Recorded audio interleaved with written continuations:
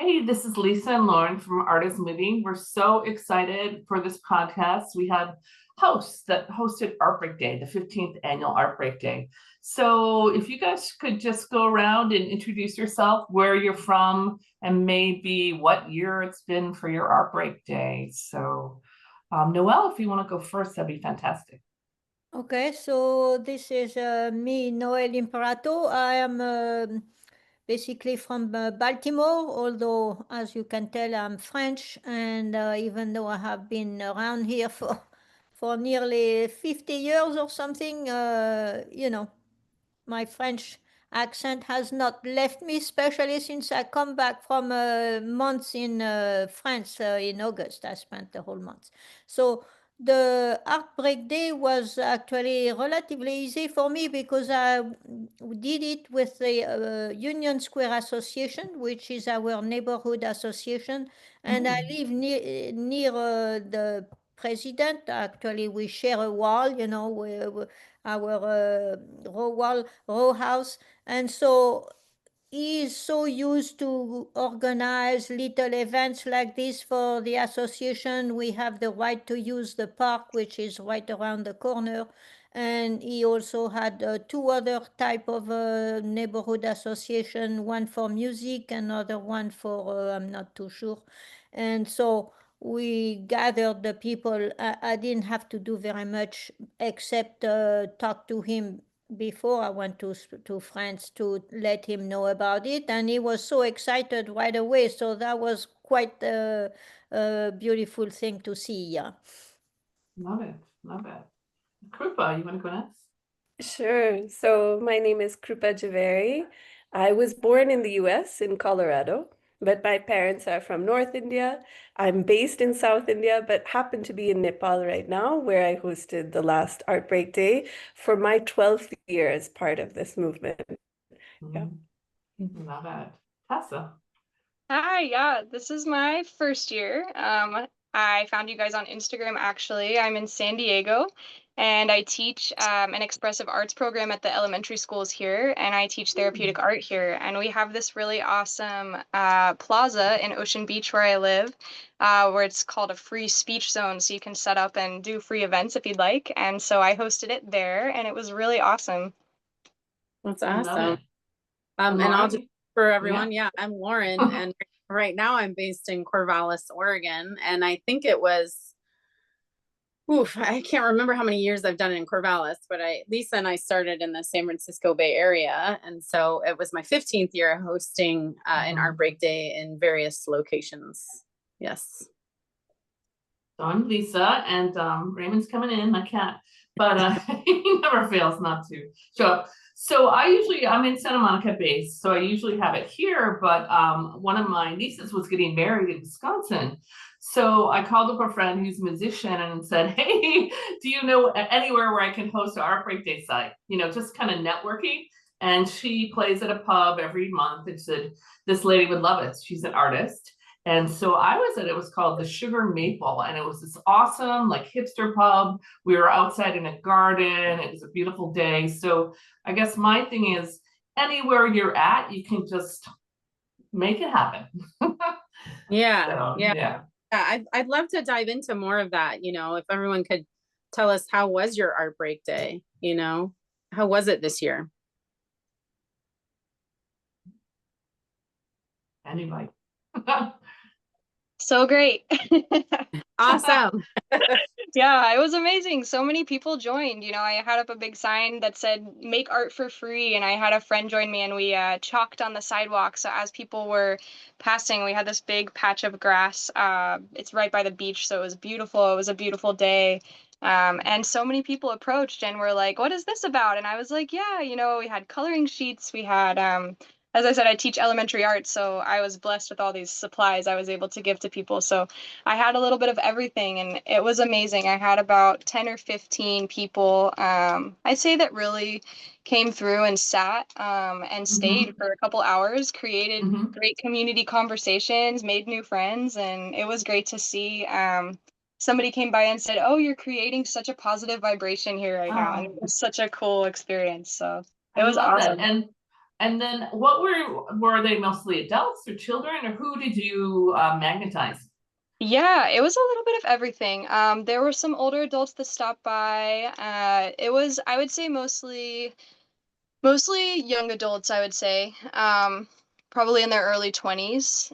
But there were also some older adults as well. So it was a little bit of everything. It was really awesome And to also, see I saw everyone. you on Instagram a lot. You were doing a lot of reels. Do you think that created some kind of energy towards that?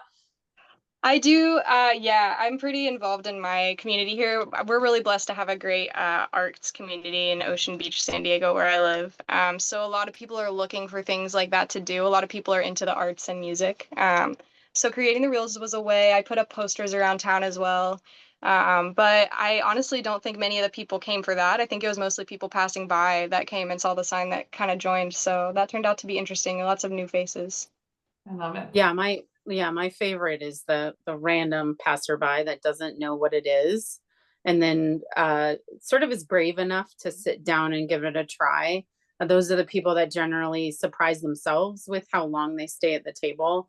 And that's always my absolute favorite. Like, it always happens every single art break day. I mean, I can picture the people from this year that sat and were there for over 2 hours just creating piece after piece, and they just kind of stumbled upon it, and I love that. That's one of my And favorite then aspects of it.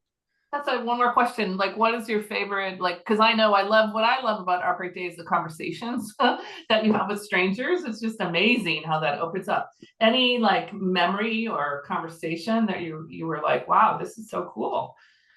Yes, I wrote this down actually. We had an awesome conversation at one point. And also I want to highlight on I'm sorry, what was your name again? You're Well, Lisa. Lauren. Lauren. Lauren, yes. Lauren, what you said about people staying for hours, that was something I experienced as well. I set the time from noon to 4, and people wanted to stay forever, and I felt bad being like, sorry, I have to like clean up these supplies now. I know we could all stay here forever. I could have stayed there forever. So yeah, that was really cool to see people get so into it, get so into their art, and the conversations we were having were awesome too. And yeah, one of the ones that were shared was we were discussing how creating art is just one form of something we can do in our lives, where I guess the conversation started where some people were like, I'm not very artistically inclined. I don't know how to do anything. And it was like, they were like, wow, I actually created something. They picked up, I think I had a protractor there, and I was like, just start making circles, fill them in with color, see how you feel, like, see what happens. And they made this really cool piece, started drawing different figurines around the circles and in the circles and shared it with everybody. And they were so proud of themselves. And we had this discussion about how creating art, or the act of creating something, it's not about, being good at it or something like that. It's just the act of it is such a great way to practice manifesting anything you'd want in your life, right? You're practicing bringing something in your mind out into reality on a piece of paper. And maybe you're not the best at it at first, but as you do it, you start to discover that you can create anything. And so even in practicing that, it applies to so many other areas of your life. And so we all kind of stopped and were like, whoa, like some people were like, I never thought about art like that. And it was a really cool moment. So I love that. It's like a Zen moment, or art power. Yay. yeah. That's so amazing. Yeah, that sort of the power of the process of the actual experience of making art makes me think of Krupa and a lot of things that you have done even this year and in years past. You want to dive into your Art Break Day? Sure. I think mine is worlds apart in a very different setting, but it's maybe nice to have a really different example as well of Mhm. how it can happen. And I think it's all about permission. I was thinking about Mhm. that a lot this year, that most people are looking for the encouragement. They want to create, right? And they want Right. that opportunity to sit down. So just kind of cultivating a space, giving permission, giving the materials and saying, yes, you're allowed. And not only are you allowed, there's no competition here, there's no exam. Just sit down and Mhm. create, and feel Mhm. free to do that. Like that already feels like such an important experience. And then however it happens can be yeah, affirming, exploring, and be opening up a whole new world for someone. So this year, I mean, I've been doing this now for quite a few years, and I think this year, it was all about adaptability. So I'm in Nepal. I happened to land late, and then the next day I went to a small village, and the kids in a school there that I had planned to work with, they had full day of exams. And so they were stressed. They were all coming out of the classroom comparing, did you get this question right? What was the answer? There was a lot of high anxiety and stress. So Mhm. immediately I felt like, okay, I understand the situation. What can I offer now, given all of this? And I decided not to bring art supplies. It was also tricky to be able to do that. So again, all Mhm. about adaptability. And I noticed that on the playground, like around the school, there was a lot of natural beauty. I mean, this was in a mountainous, valley. It was just gorgeous backdrop and a small school. And so about 25 kids, we got together in the library and we created something. So I asked them to go outside and to pick up something from nature, but also something that's man-made. Because I noticed there was a lot of like plastic pollution. And, Mm. I just felt like it's such a shame that there's this juxtaposition. And I just felt like it's a great opportunity to remind them they're taught in school not to throw the trash on the ground, but so many kids, and of course, by habit, they'll have a single use like cracker or something and they just throw the trash on the ground. So Mhm. we created a mandala together with these items, and then I asked them, would they like to change what they've created? And they took the trash out, and they're so bright, immediately they were like, we understand, we know that it's a beautiful place and it's just a habit. And Wow. I didn't even have to say much, and it was testament to how the art reveals everything that we need to see. And one thing I forgot to mention is that before we made this mandala together, we danced. So I had each of them go around a Oh. circle and just move their body, kind of introduce themselves through a bit of movement.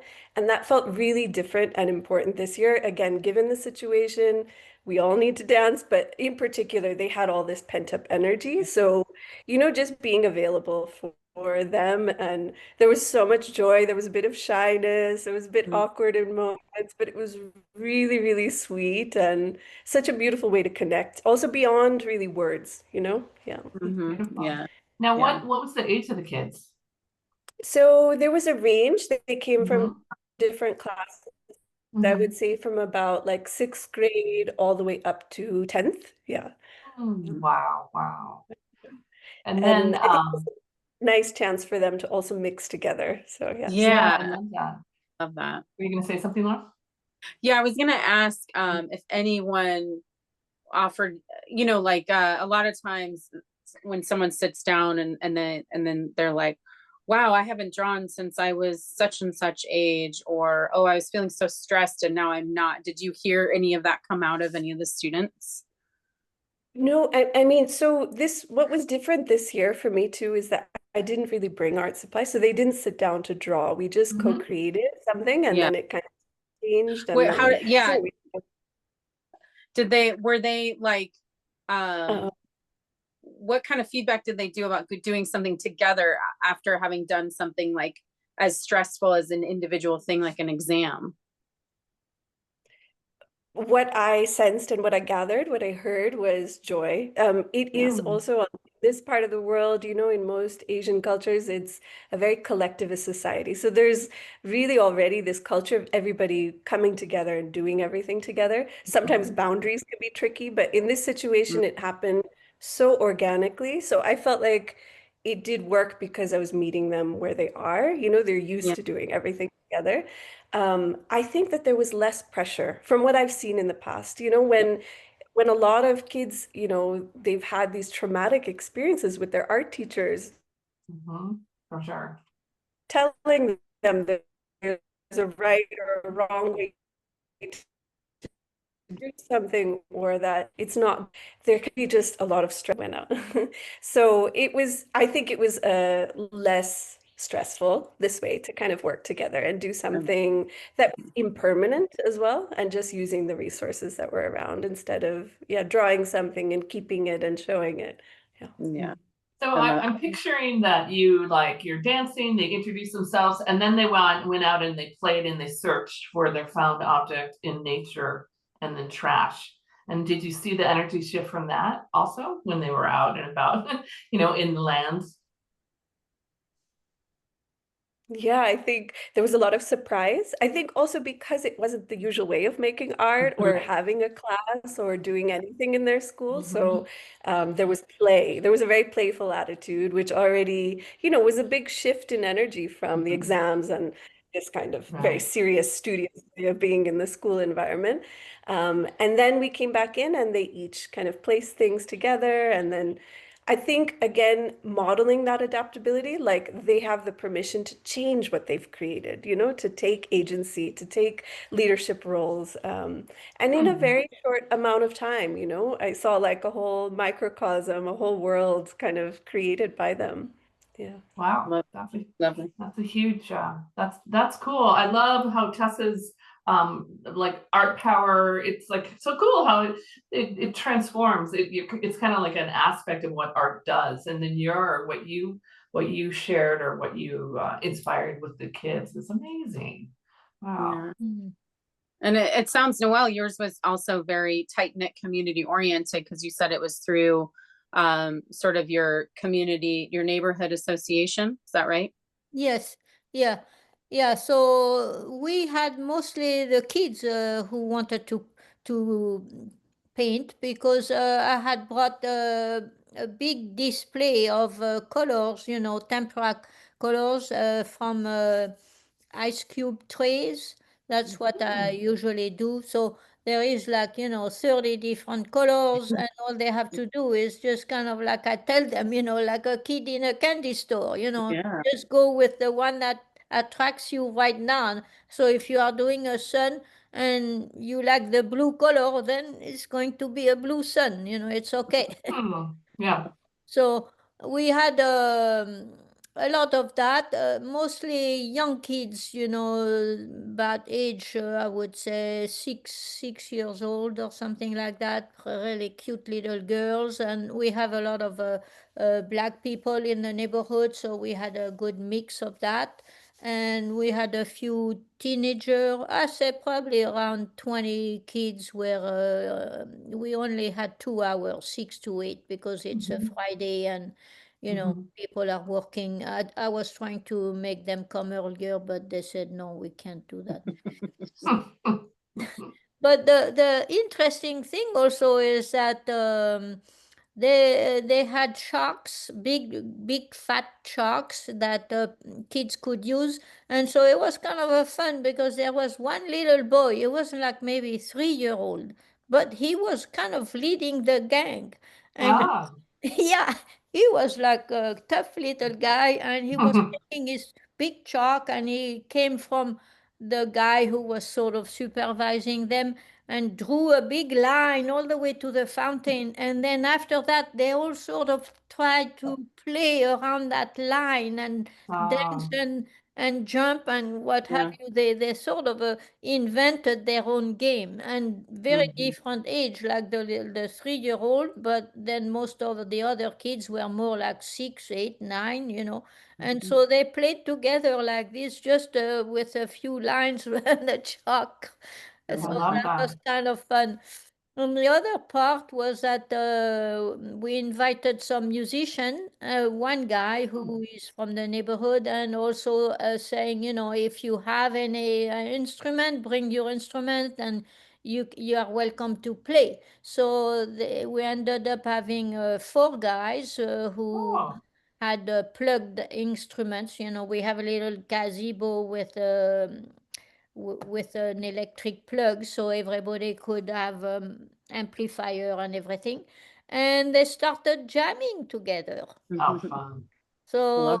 and they did really good, some kind of jazzy tunes, and it was really nice.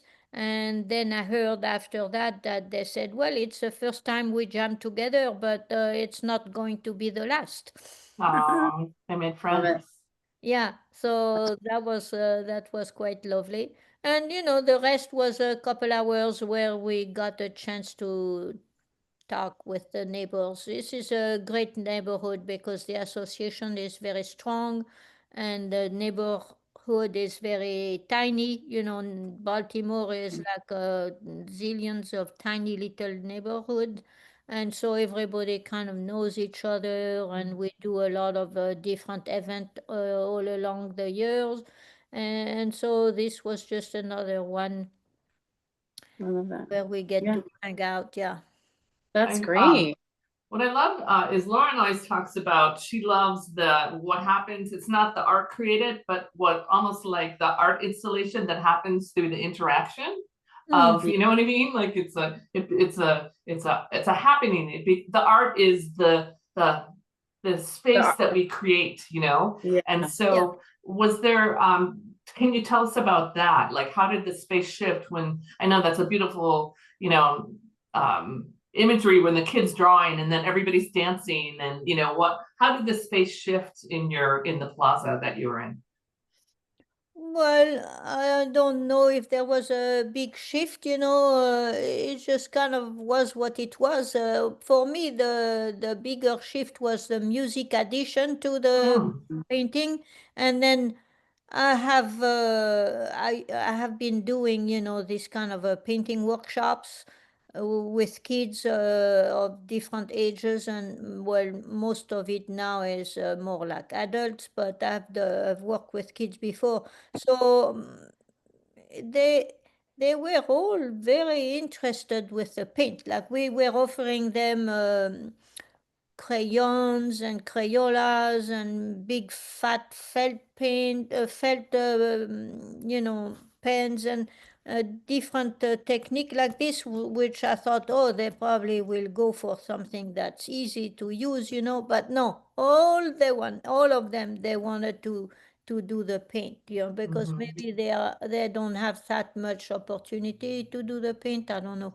But the little kids is always impressive to see how concentrated they are. Mm-hmm. Yeah. Yeah. And then I had like sometime the father showing up and trying to tell the kid, you know, well, what is this? You know, so I had to tell them. Well, you don't have to ask your kid what it is. Maybe after it's done, you know, but just let them do because that's what they know how to do, you know. Yeah. Better than we are, and let them really kind of, I told them at first, you know, just don't worry about what it's going to look like, just work from the heart. Yeah, I love that. Work from the heart. I love that. Yeah. I would love to know sort of why you guys decided to host Art Break Day either this year or 12 years ago, you know, and or why do you keep doing it, right? Why do you keep hosting? Because it's a volunteer thing, right? You guys completely volunteer for this movement, which we are forever grateful for because we know it makes such a positive impact in the world. But I would love to know your why. Well, if I just continue with this year, well, why is because I know Lisa. I have known Lisa for because I did a retreat in Greece in 2018, I think, so 7 years ago. So we've been in communication since then, and I just love the retreat in Greece. It was just fabulous.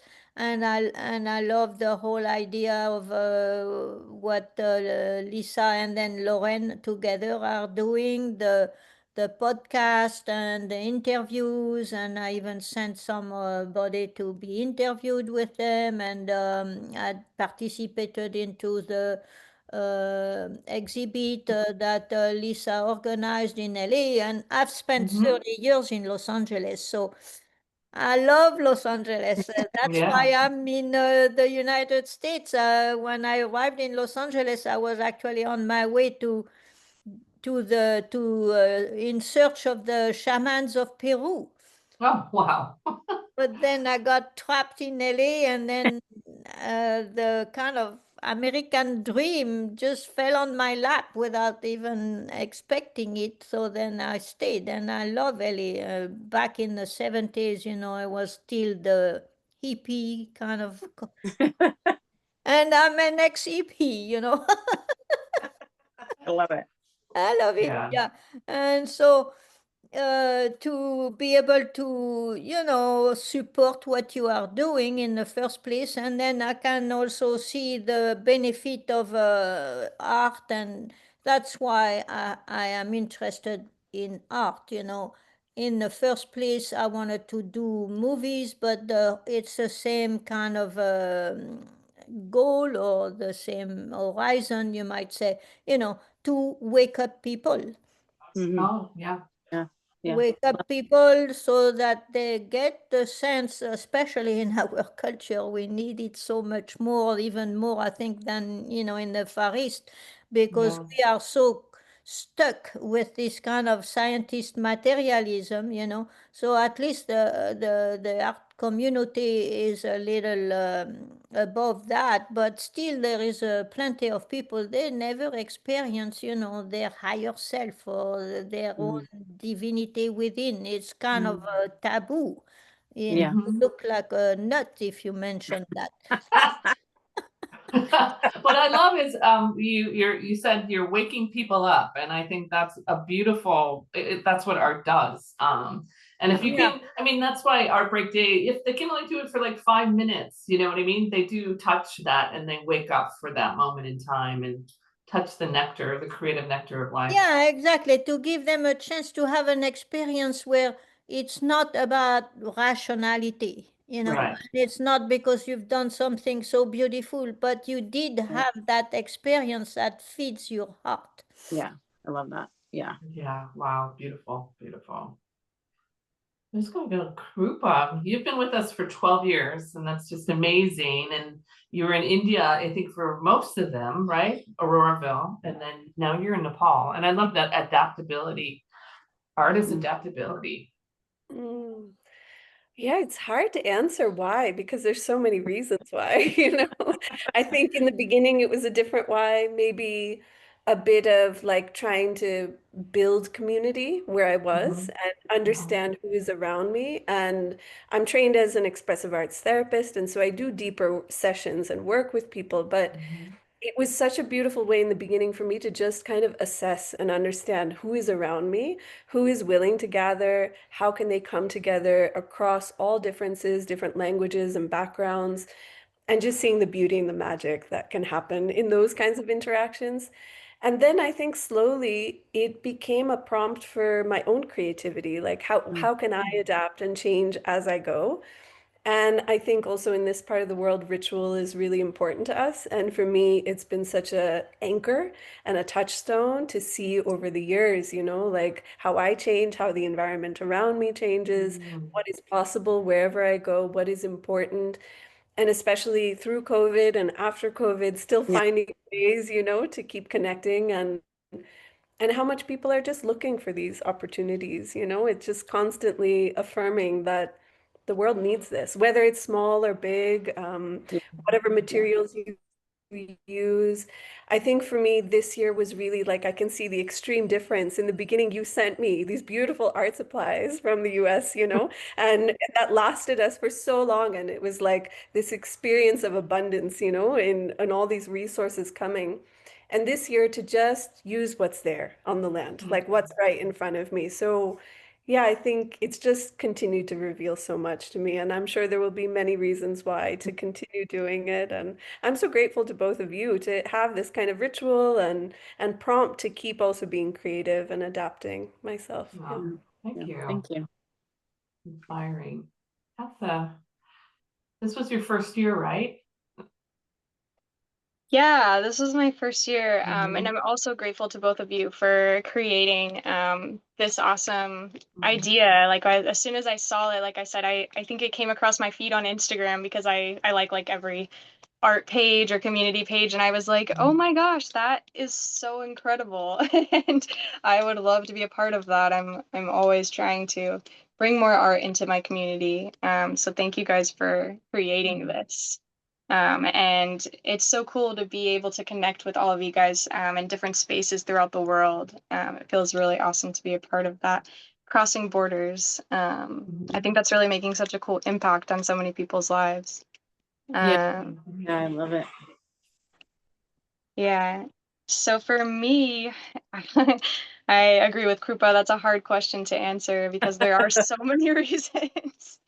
Um, I think if I'm thinking directly, as you guys were speaking, I was thinking in my immediate community, I think somebody highlighted how things are seeming to be a little more difficult in the US than other places these days. And something I see in my immediate community is a lot of people struggling with mental health. And I think that art brings a lot of healing. It's really capable of bringing a lot of healing with that if you've had traumatic experiences. As I said, I'm an expressive arts therapist as well. And if you've had any experiences like that, art is something that can bring community. It can help awaken you, like Noelle said, and it can just bring you into a center. A lot of times we struggle with words to express ourselves or things that we've experienced or been through, and art is such a powerful way to just, you don't have to use words. If you're feeling frustrated, you could just take a marker and scribble on the paper a bunch of colors if you need to. And it's such a way to express something that maybe you struggle to express. And I definitely got to experience some of that this Art Break Day with some of the people that joined in my tent. It was really cool to see some people sit down and open up. And if you come across a situation where you're trying to create something and it's not turning out the way you wanted it to, the fun thing about art, I like to always tell my students, hey, it's okay. There's no mistakes in art. If it didn't turn out the way you intended, you can always turn it into something else, and that kind of translates into, as in life, we think we make these mistakes, but you can always transmute it into something else. And that's the beauty of it. And I think if you equipped people with the ability to create. A lot of people think that they're not creative, but everybody's creative. Everybody's a creator. And if you give them a tool, whether it be something from nature or, a marker or something, it empowers them. It's empowering. And I think empowering people can only make the world a better place on all fronts. So Yeah. I think that's probably the big one for me. I love that. I love that. So Lauren, any comments about your site or anything you want to share? Yeah. I mean, we've been doing this for 15 years. It's been definitely an evolution and a development. Yeah. 15 years. This was my 15th Art Break Day. And I mean, similar to Krupa, right? The first one, there were a lot of phone calls and a lot of art supplies and a lot of coordination, and we really wanted it to be ginormous. And it was such a great first year. We did it in 5 different places across the Bay Area, and then we expanded to the state of California, and we were like, all right, let's open to other cities. And then the year after that, we went to other states and international, and it's funny, as the global reach has expanded, Lisa and I have talked about don't get us wrong, the huge ones are awesome and we love them and we support them. We have someone who's been doing it in Florida for, I don't even remember how many years, and they have 20 different stops that you can make in their neighborhood, and it's beautiful, and that's so great. But it's also beautiful to gather 25 students and have them dance for a little bit, or have a 3-year-old draw a line and watch how the community interacts between that. It all matters, right? And for my own personal art, that's my entire concept for my whole art, is that everything matters and every person matters and everyone is an artist. And to see that on a global level every year is just so, Krupa, you said it, it's like this, it's like a reminder to me, that it's worth it, right? Because it's a labor of love. It's not something that it's easy to do, but it's not easy to do, if that makes sense. And so every time leading up to the event, I'm tired, and I think I realize now it's because I'm emotionally so invested, right? And it's not really physical. It's a lot of it is emotional and mental. I'm putting my all, my entire being into it. And then I get this reward by watching all these people. We actually have a large number of unhoused people that need some mental health help in our downtown area. I was 10% of my participants this year were people in that sort of realm, and they were sitting next to people that were making art with them, and there was no judgment, there was just community, and so art is that magical tool that you can truly cross boundaries that otherwise would not be crossed, and to witness that. But it's also, as an individual standing there, it can be a little scary. What I thought to myself this year is, this is one of my hardest years, and it's the most important year so far. You know, but people need it more than ever, and I have to keep going, even though I can tell that people are really, really struggling on the streets right now. So it was really interesting to go through that, and I think that I just think that it's better with it, right? We're better with it, and so we got to keep going with it, and it's no matter how you do it, even if you knock on your neighbor's door and ask them if they want to come sit outside and draw with chalk for a while, it's worth it, you know. So yeah, I mean, that's, I guess, a very long answer as to why do I keep doing it. It's because like every previous year sort of feeds me for the next year, you know, watching people come together over something that seems so simple. You know, we always laugh because people are always like, oh, are you going to do this next week? And we explain to them like, oh no, it's an annual event. And some people understand why it's an annual event, because it has it's almost like a psychologically a larger impact. But at the same time, I'm like, I wish I could do this every week for you. And if I could, I would, because I know it would help, you know. So, you know, maybe there's a way to do that. But yeah, I just think as I've said before, it's the randomness of it, that randomness of someone coming upon it, and then you know, being like, I haven't done this for so long, and then sitting there for 2 hours, and then meeting a stranger, and then like exchanging phone numbers, and then going and telling me they're going to buy art supplies. You know, that like ripple effect is the why I do it. How about you, Lisa? I think it's hard. It is, like you all said, it's a hard thing to say, but I mean, I truly believe in the power of art, and I think it transcends all boundaries. But when I hear all of you, you know, it's like, Noelle, it's like flow, go with the flow. And you always, you know what I mean? You just have to be guided. And then Krupa was about adaptability, and Tessa was about finding the deeper meaning in this existence of life through creativity. And Lauren, yours is about like, just about like that random, beautiful connection of community that you can sit down with people and actually have a conversation.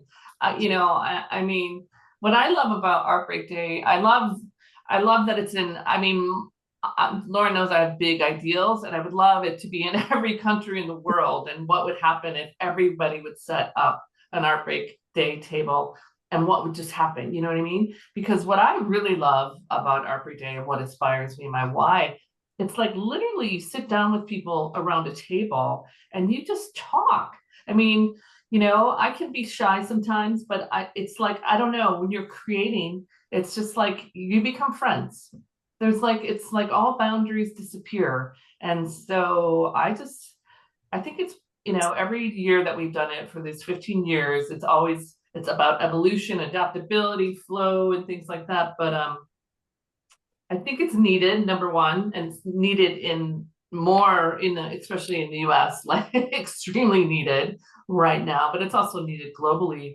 And I think it's a way, yeah, it just every day. Oh, Raven, what are you doing? Every day, every Art Break Day that I've done, it makes me believe in humanity. Like, you know, people are good, and once they create, they're like, wow, people are deep, they're meaningful. You know, they yeah. So it Art Break Day is gives me faith in humanity, that when we create together, we can make the world a better place. I love that. Yeah. So quick roundtable question. Because you guys just met, do you have any questions for each other as you shared your experiences?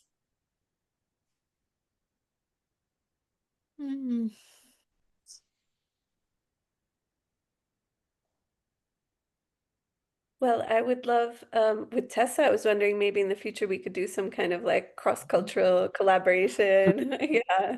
Yeah, I I was actually thinking to ask you, what is that? Nepal has been one of the places I've wanted to visit for so long. It's been on the top of my travel list, and I remember you mentioned they're also communal there already in their mentality. I would love to hear you like expound more on that. That sounds like such an awesome experience because I've found it made me think teaching in the US, the programs that we do, it is we do individual work, but in my classes, I like to make everybody be more communal and share their art with each other and make them share the supplies in more ways. And it's been interesting to watch them work together in more ways. What was that like working with kids who already have that mentality of community first versus like individuality?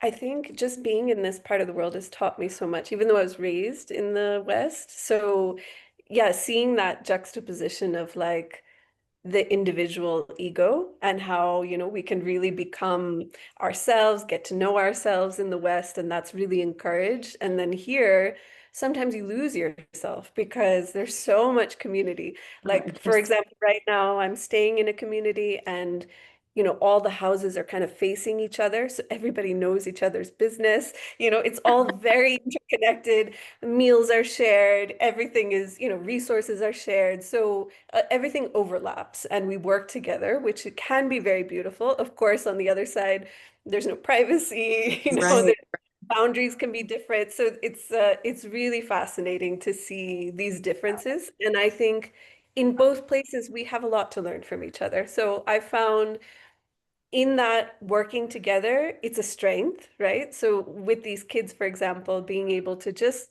very quickly and simply have them gather and do something together, I knew that that would work easily. It was sort of working with their strength and their capacity to do that. It's a natural part of life here. Whereas I think in the West, that would be a lot harder. Yeah. It would take time. You'd have to cultivate a space where everyone can trust each other to be able to do that. And yeah, I mean, I think, yeah, I guess working with the strengths that are here, I suppose that's what, yeah, it was easy in a way, it felt natural. Mhm. Nice. Yeah, Any that's Go ahead. no,